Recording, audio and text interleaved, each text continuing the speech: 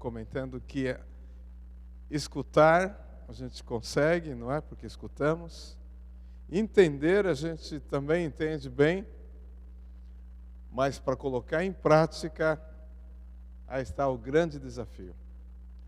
Colocar em prática a vontade de Deus. E é uma luta, o ser humano, o cristão, passar da teoria para a prática, não é? Passar, quem sabe, da conjecturação, ou da imaginação, ou do falar, para o agir. Em São Mateus, capítulo 7, nós temos algumas coisas interessantes aqui também. A Bíblia diz 7,16. São Mateus, capítulo 7, versículo 16.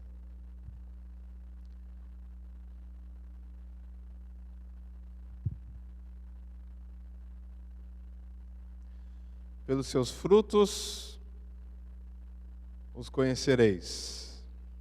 Colhem-se, porventura, uvas dos espinheiros ou figos dos abrolhos? Assim, toda árvore boa produz bons frutos, porém, a árvore má produz frutos maus.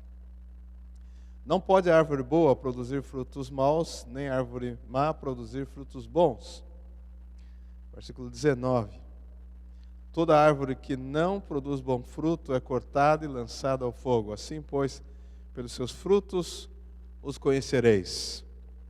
Versículo 21. Nem todo o que me diz Senhor, Senhor, entrará no reino dos céus, mas aquele que faz a vontade de meu Pai que está nos céus.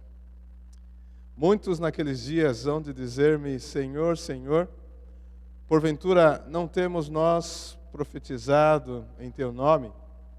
E em teu nome não expelimos demônios? E em teu nome não fizemos muitos milagres? Então lhes direi explicitamente, nunca vos conheci, apartai-vos de mim, os que praticais a iniquidade. Eu não sei se o Marlos conseguiu a projeção, mas se não, nós vamos para o livro de Lucas. Muito bem, obrigado. Pode passar o próximo. Uma senhora uma vez foi perguntar, ou foi conversar com o pastor, e ela perguntou para o pastor, mas será que realmente as pequenas coisas que são feitas, não exatamente como Deus quer, Deus não releva, Deus não aceita, não é? E então o pastor, conversando com ela, disse, Deus deseja que nós façamos 100% da sua vontade. E uma vez alguém, comentando sobre esse aspecto, disse o seguinte: se alguém é 89 ou 99% honesto, é honesto? Não. Então notem, Deus deseja 100% da vontade dele. Pode passar um pouquinho mais adiante, tem umas duas projeções mostrando o diálogo o mesmo figura do pastor conversando com uma senhora. Pode passar um pouquinho mais. Nós vamos chegar a outras situações. Um pouquinho mais.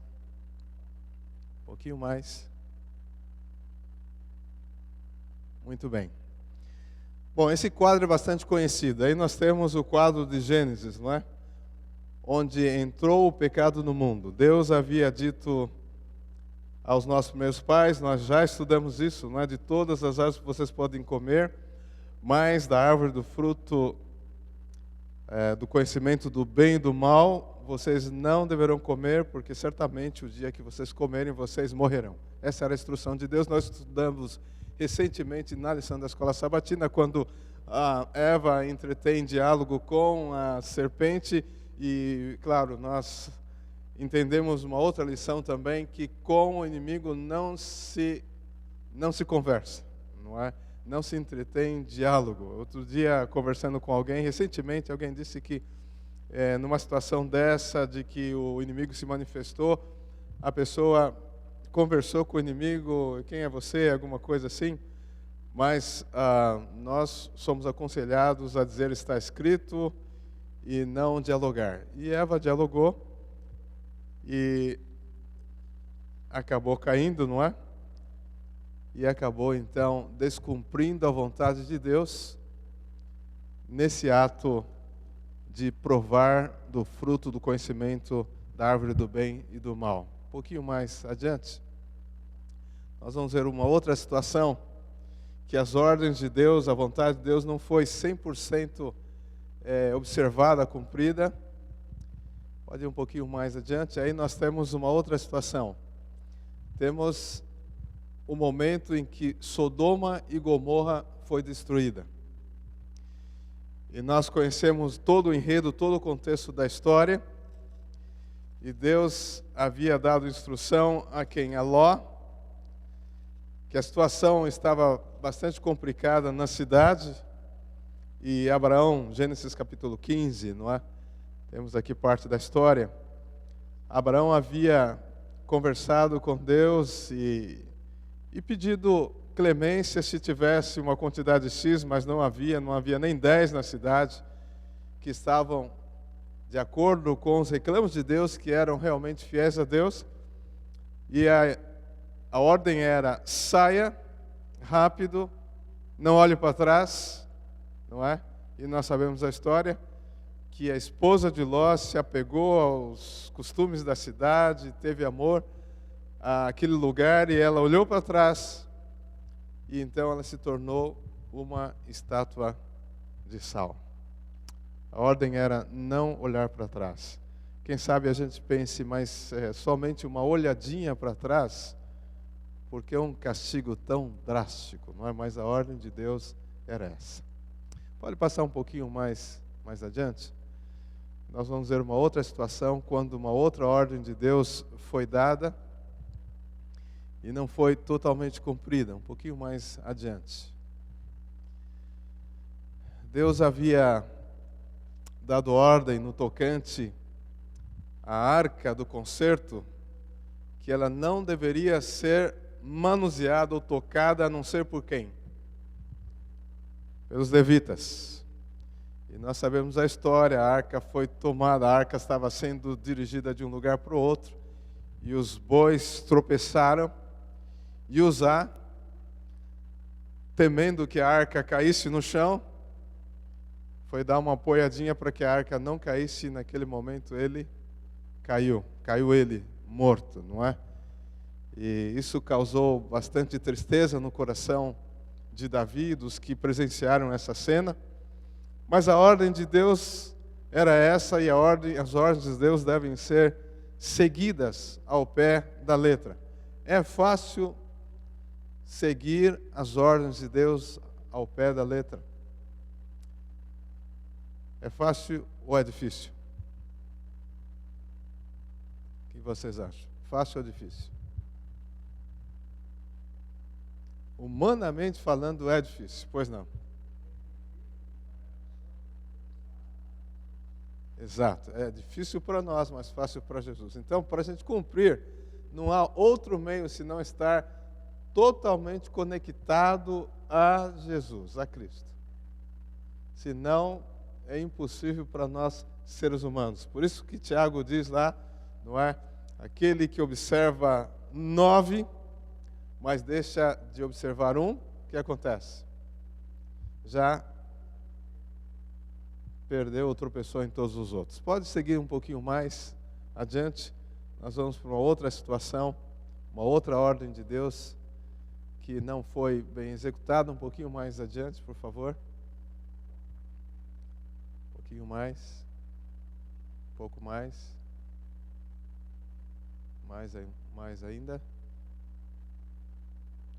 Nós vamos chegar na ordem de Deus um pouquinho mais adiante, quando ele conversa com Saul, e a ordem era que Saul deveria não trazer nenhum dos animais da cidade a ser capturada, não é?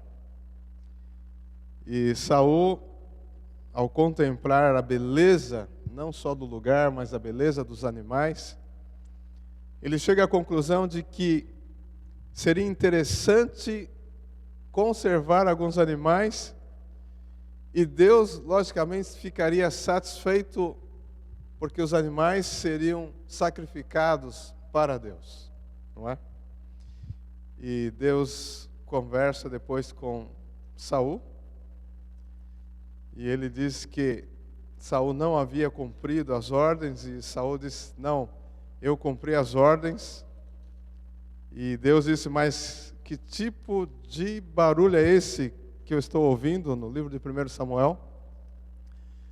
E então Saul se justifica dizendo, na verdade, eu trouxe sim alguns animais, e os animais seriam para sacrifício. E Deus disse a Saul, melhor é obedecer do que sacrificar. Essa é a realidade. Prezados, a gente pode fazer as coisas da maneira que a gente quer fazer. A gente pode fazer as coisas na certeza que estamos fazendo a coisa certa. Mas se não for a vontade de Deus, não é o que precisa, não é o que deve ser feito. Essa é a realidade. Uma outra situação é, algumas pessoas dizem assim, eu estou certo do que eu estou fazendo isso com sinceridade. Não sei quantos já ouviram isso. Não, eu sou uma pessoa sincera. Mas, em realidade, a sinceridade não garante que a coisa está 100% segundo a vontade de Deus. Por isso que a Bíblia diz, nem todo que diz Senhor, Senhor, entrará no reino do céu. Porque, em realidade, a gente deve buscar o conhecimento do que é verdadeiro, do que é a vontade de Deus. Agora, claro que, quem sabe alguns comentem e falem, bom, e quando a pessoa busca a verdade e não consegue entender a verdade? Em Tiago capítulo 1, versículo 5, eu queria ler com vocês. Tiago capítulo 1, versículo 5. Nós temos aqui um conselho de Tiago, não é? Capítulo 1, versículo 5.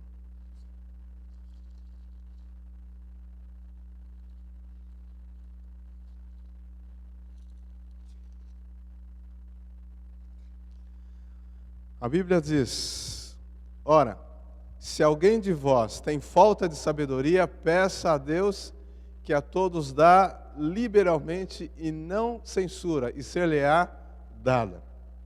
Muito bem. Será porventura que alguém poderá dizer, bom, eu não faço isso porque eu realmente não sei o que precisa ser feito e tal. Eu estava lendo quando Jesus ele encontra com alguns fariseus, isso em Lucas capítulo 10, e o fariseu quer provar a Jesus, e o fariseu parece que faz um pouco de desentendido. Vamos ler Lucas versículo 10, na parábola do bom samaritano, a partir do versículo 25. Lucas capítulo 10, a partir do versículo 25.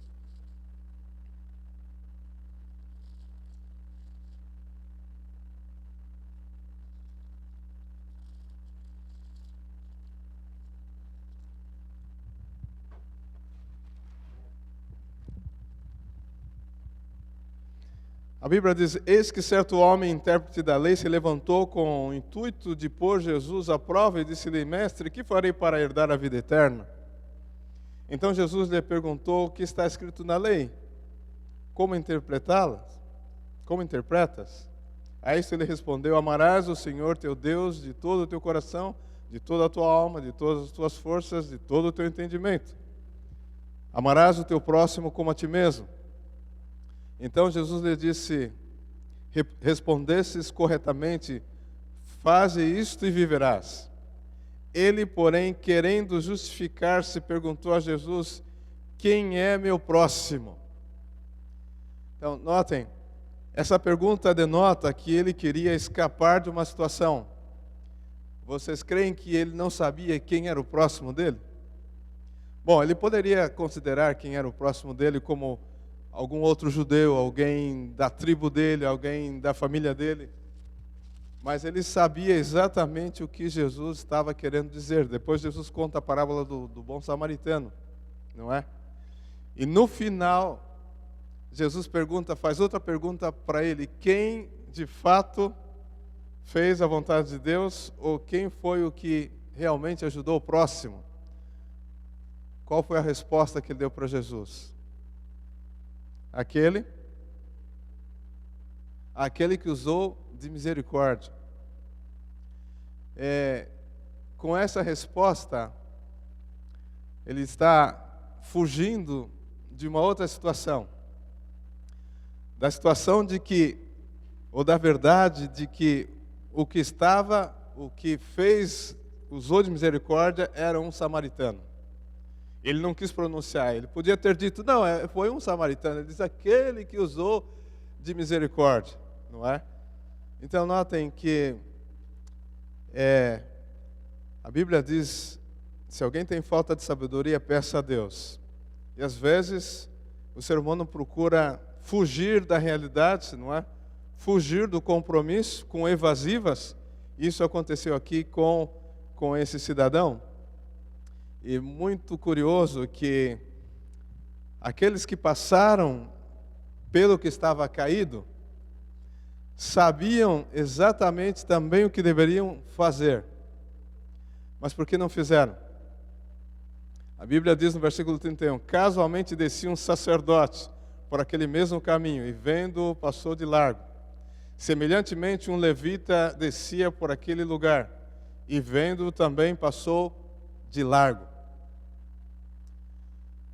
Nos nossos dias aqui na América e no Brasil também, eu sei que assim, se alguém vê uma situação de calamidade, uma batida, um desastre, e ele vai embora e é visto, ele pode responder um processo por omissão de socorro, não é? Um carro que rola lá na ribanceira, nem foi uma colisão, mas um carro que cai e a pessoa está passando naquele momento, não é? E a pessoa não para ligar, para chamar. A pessoa sabe que é um dever e a pessoa está incorrendo em crime.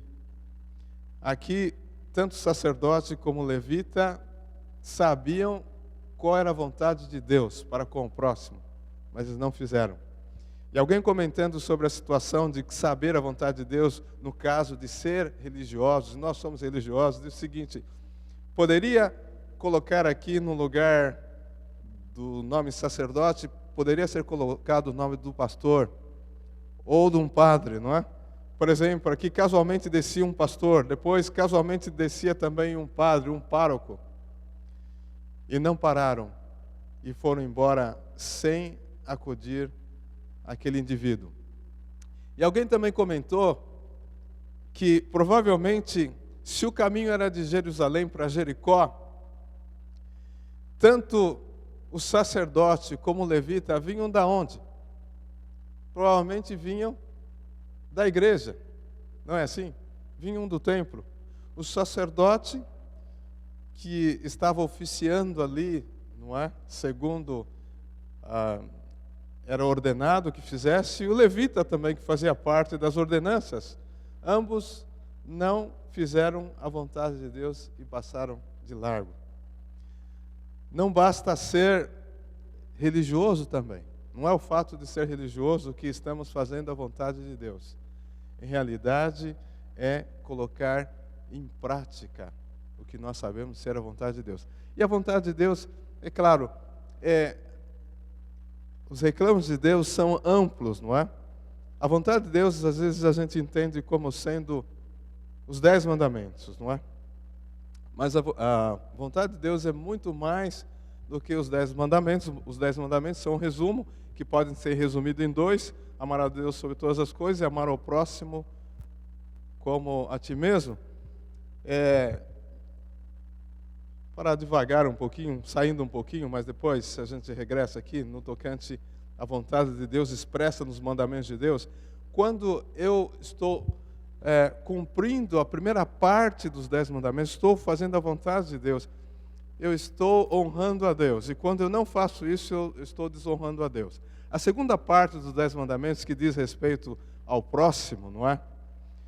Quando eu não faço, quando eu não cumpro, quando eu não estou de acordo com a segunda parte dos mandamentos de Deus, eu não estou fazendo a vontade de Deus, eu estou infringindo ou estou fazendo mal a quem? Ou aborrecendo a quem? Ou a quem eu estou prejudicando?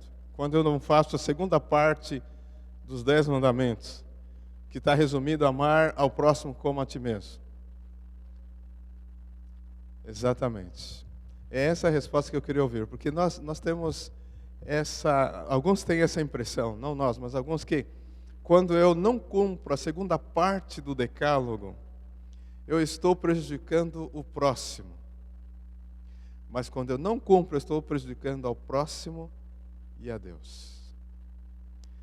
Porque, claro, nós somos filhos de Deus. Em realidade, Deus ama todos os seres humanos.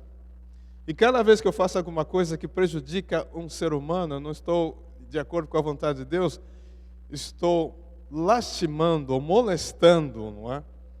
Afligindo, prejudicando um filho de Deus. E Deus, como Pai de todos, Ele sente a dor de um pai quando vê um filho sendo prejudicado por alguém. Então, essa é a realidade quando eu descumpro a segunda parte do decálogo, não é? E, prezados, a vontade de Deus, ela é cumprida no nosso coração também, não somente através de atos, eu tenho falado isso, mas através também dos nossos pensamentos. Quando a minha cabeça não está em ordem, e eu penso coisa, ou vejo coisa que não estão de acordo com a vontade de Deus, eu estou descumprindo a vontade de Deus, apesar de estar apenas conjecturando, não é? Quem sabe os passarinhos, ou algum passarinho já conseguiu fazer ninho na minha mente e ninguém está vendo. Então, o fato é importante nós estarmos em conformidade com os reclamos de Deus. E a Bíblia diz que os meus mandamentos não são o quê? Não são penosos, não é? O meu jugo é o quê? Suave. Ainda que nos pareça que não é suave, quando Deus está dizendo que é suave, é porque existe um meio para que seja suavizado. E o Davi mencionou. É Deus suavizando o fardo, as dificuldades que a gente tem em fazer a vontade de Deus, não é? Mas a Bíblia é clara em nos dizer que no juízo final vamos ser questionados com respeito a como respondemos os reclamos de Deus. Vamos ser questionados sobre o que fizemos e o que não fizemos. Mas claro, por Jesus somos mais que vencedores, tudo posso naquele que me fortalece. Que Deus nos ajude a realmente buscarmos a Ele de todo o coração e sermos mais do que vitoriosos através do poder de Deus.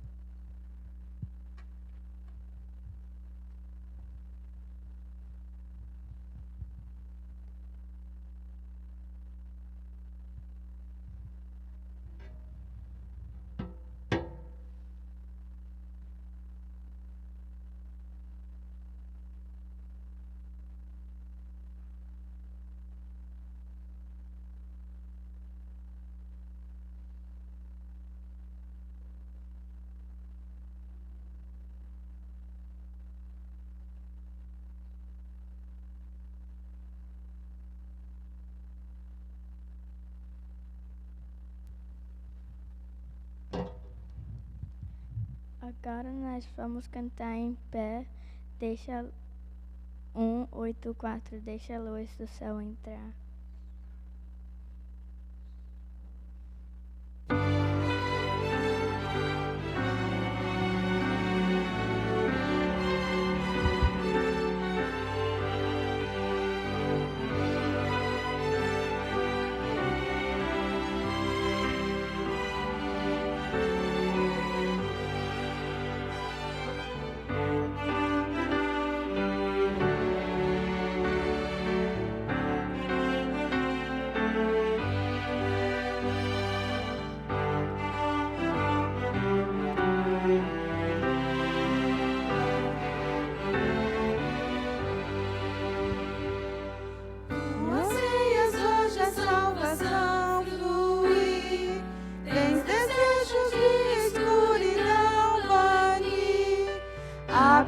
pois, o coração de par em par. Deixa a luz do céu entrar. Deixa a luz do céu entrar. Deixa a luz do céu entrar. Abre, pois, o coração de par em par. Deixa a luz do céu entrar. Cristo, a luz celeste, quer morar em ti, para iluminar o teu caminho aqui. Sempre do pecado o coração limpa. Deixa a luz do céu entrar. Deixa a luz do céu entrar. Deixa a luz do céu entrar. Abre, pois, o coração de par em par. Deixa a luz do céu entrar. Que a alegria andar no brilho dessa luz. Vida eterna e paz no coração produz. Oh, aceita agora o Salvador Jesus. Deixa a luz do céu entrar. Deixa a luz do céu entrar. Deixa a luz do céu entrar. Abre, pois, o coração de par em par. Deixa a luz do céu entrar.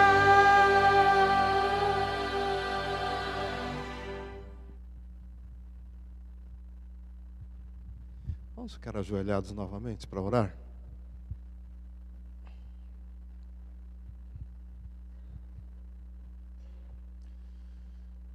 Querido bondoso Deus, nós te agradecemos pelo teu cuidado, pelo teu amor por nós. Te agradecemos, ó Deus, pela orientação que temos.